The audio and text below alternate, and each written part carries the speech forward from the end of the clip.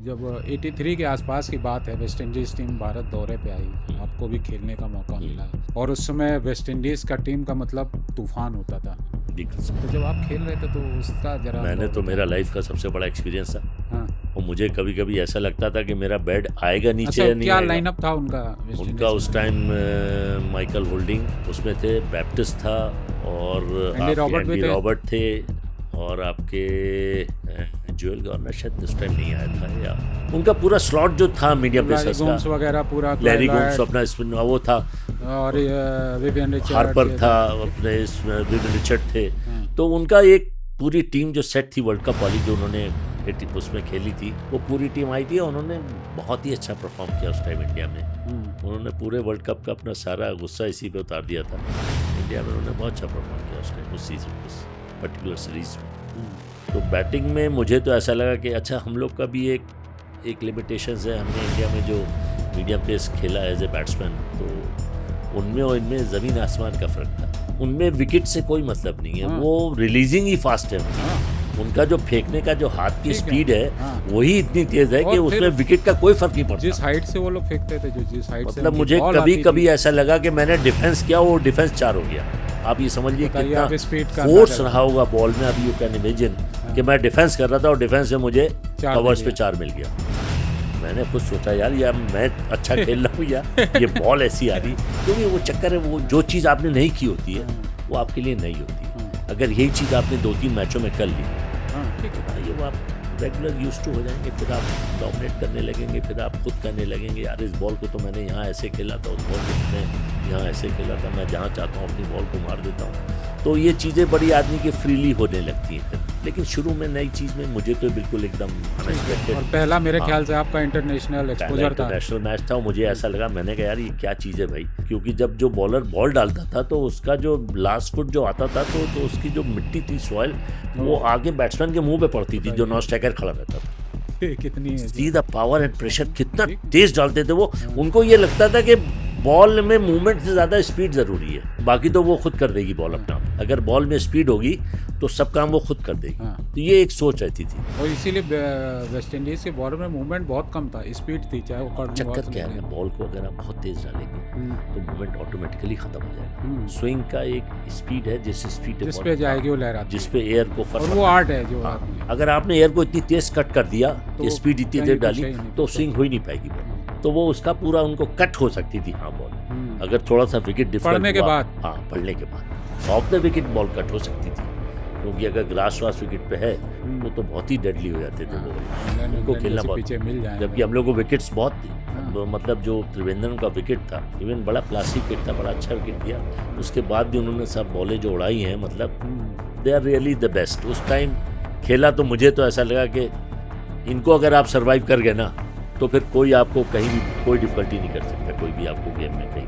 अच्छा, ये दुनिया की इतनी तूफानी टीम जो रही हो, और फिर उसके बाद जो इसका डाउनफॉल हुआ है, ये क्या है, इसका बहुत ज़्यादा। देखिए, कहने का ये है कि हर टीम में एक स्लॉट्स आते हैं, आप कहीं भी, हाँ अप एंड डाउन का कहने मतलब है कि प्लेयर्स का एक ग्रुप आता है हर जगह। आप देख लीजिए, कभी कभी 2-3-4 लड़के बहुत अच्छे आ जाएंगे, और वो जब तक खेलते रहेंगे टीम बिल्कुल टॉप पे जाएगी। एक तो ये रीज़न हो गया। एक दूसरा रीज़न ये होता है कि साल में परफॉर्मेंस जो होते हैं उसमें आदमी को अप डाउन्स आते हैं। जैसे 2-3 महीने आपके बहुत अच्छे निकलेंगे, 2-3 महीने आपके बहुत ख़राब निकलेंगे।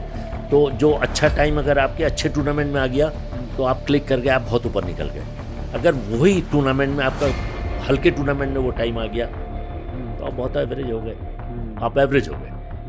तो इन चीज़ों पे बहुत फ़र्क पड़ता है। मेरा ये मानना है कि ये जो चीज़ें रहती हैं, एक तो टाइम स्लॉट, जो अच्छा बुरा परफॉर्मेंस बड़े मैचों में और छोटे मैचों में आना, ये बहुत फ़र्क पड़ता है। और दूसरा ये जो मैंने आपको बताया अभी इससे पहले, हाँ, क्योंकि एक लंबा समय हो गया वेस्ट इंडीज मतलब उस लेवल पे नहीं, उसके बाद उनके पास वो प्लेयर वो स्टफ नहीं आ पाया। और वेस्ट इंडीज़ को सबसे ज़्यादा प्रॉब्लम जो हुई बाद में, वो उनकी बैटिंग से ज़्यादा हुई, मुझे लगता है बॉलिंग ज़्यादा बैटिंग से। बीच में लारा वारा आ गए, लेकिन वो कितना आते गए, लेकिन कितना लेके उस चीज़ से बहुत ज़्यादा वो चीज़ नहीं हो पाई। उनकी बैटिंग कभी बहुत अच्छे बैट्समैन नए इंक्लूड नहीं हो पाए, जो बैट्समैन आए, जो ग्रीनिच और जो रॉय फ्रेडरिक्स या जो और भी थे उनके, उन्होंने जो किया, एल्विन कॉलिंजर थे, जो इन लोगों ने करा, वो फिर उस टाइप का स्लॉट उनको आगे नहीं मिला जल्दी। 87 में पाकिस्तान से भी आप खेले, तो पाकिस्तान से कैसा अनुभव रहा? पाकिस्तान के बॉलर्स 87 में तो अच्छी टीम बड़ी होती थी, वसीम अकरम, इमरान खान खुद, जावेद मियादाद बैट्समैन। तो देखने की बात ये कि जो उनकी टीम थी उस टाइम वो भी बहुत अच्छी टीम थी, उसमें तो बढ़िया टीम थी, बहुत अच्छी टीम थी उनकी उस टाइम। और मुझे भी ये लगा कि पाकिस्तान का भी देखिए बॉलिंग में बहुत प्लस पॉइंट, पाकिस्तान का भी बॉलिंग में हमेशा प्लस पॉइंट रहा। मीडियम पेसर उन्होंने हमेशा अच्छे किए क्योंकि वहाँ विकेट्स थोड़े से हार्ड होते थे, और हार्ड विकेट्स पे या तो मीडियम पेसर्स अच्छे निकलते हैं या right arm leg break wrist, क्योंकि वहाँ फिंगर स्पिनर बहुत ज़्यादा नहीं चल पाएगा, तो रिस्ट स्पिनर और रिस्ट स्पिनर या मीडियम पेस बॉलर, तो वो पाकिस्तान बीच में प्रोड्यूस करते रहे, आते रहे। लेकिन उनके देखने की बात ये, ऑफ ब्रेक बॉलर भी कई बॉलर उनके बहुत अच्छे हैं। वो सकलैन मुश्ताक बीच में उन्होंने जो ऐसा क्रिकेट खेला जवाब नहीं। और अभी जो पाकिस्तान की दशा है, आप तो, जैसे मैच देखते हैं जाके वहाँ के बोर्ड की भी आती है, ये लगता ही नहीं कि पाकिस्तान टीम उस लेवल पे भी सरवाइव कर रही है, कैसे कर रही है समझ नहीं। एक बैट्समैन को ले खेल रहे हैं, वो एक बाबर आजम बैट्समैन है, टोटल उसको बनाई है, उसके करके खेलते हैं।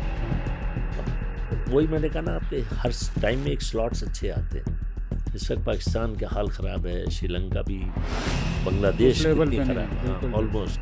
मतलब ये जो भारत के साथ जो सीरीज़ होती थी खासकर पाकिस्तान की, क्या इसकी भी भूमिका नहीं कि जो भारत से सीरीज़ एक बंद हुई, तो एक तो उनका मोरल भी थोड़ा डाउन होता है और थोड़ा एक गेम का भी लेवल कम होता है, क्या इसका भी कुछ असर है कि जो भारत नहीं, इंडिया टीम का कोई कंपैरिजन आज के टाइम में क्या नहीं, जो पाकिस्तान की मैं बात कर रहा हूँ, अगर दोनों की बात होती है तो क्या जो दोनों देशों के बीच में क्रिकेट नहीं हो रहा है, क्या इसका भी असर पड़ रहा है पाकिस्तान के क्रिकेट पे? इसका पूरा तो असर नहीं कहूँगा मैं, असर तो देखिए हर चीज़ का पड़ता है, कहीं ना कहीं गेम्स नहीं होना ये भी असर पड़ता है।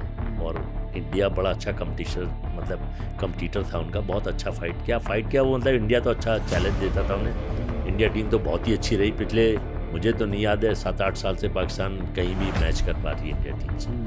इंडिया टीम जब तक पाकिस्तान में वो लोग थे जो उनका ओल्ड स्लॉट था अच्छा, जब तक तो उन्होंने अच्छा फाइट किया। उसके बाद वो चीज़ उनकी टीम में वो चीज़ नहीं सेटल हो पाई, उसके बाद वो परफॉर्मेंस नहीं हो पाया। इंडिया की टीम में अच्छा स्टफ था, इंडिया ने बैकअप प्लान बहुत अच्छे बनाए, अपनी इंडिया ए टीम को काफ़ी बाहर खिलाया, हर टीमों में वर्स कराए।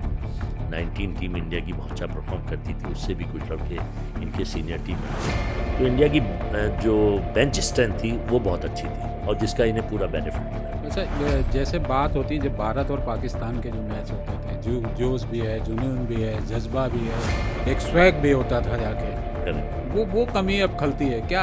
दोनों देशों के बीच में कोई सीरीज फिर शुरू होनी चाहिए या नहीं? बिल्कुल, आपस में अगर अंडरस्टैंडिंग गवर्नमेंट इस चीज़ को अगर पॉसिबिलिटी उनको ये चीज़ लगे अच्छी और वो उनके सब पैरामीटर में आती हैं।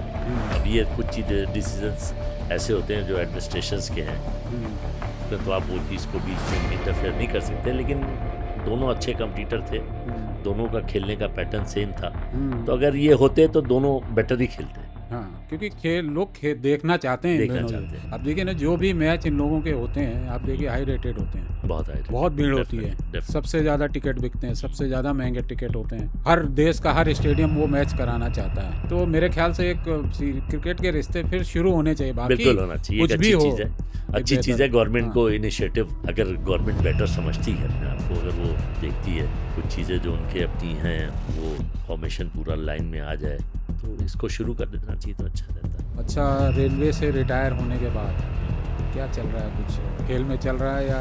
खेल में थोड़ा बहुत इनिशिएटिव मैंने लिया है, बीच में छोटे मोटे असाइनमेंट्स कोचिंग के करता रहता हूँ कहीं जाके। अभी आजकल CL में भी जुड़ा हुआ हूँ मैं, जूनियर सिलेक्शन कमेटी का चेयरमैन भी हूँ, और जूनियर्स टीम के कैंप भी थोड़े लेता रहता हूँ बीच में।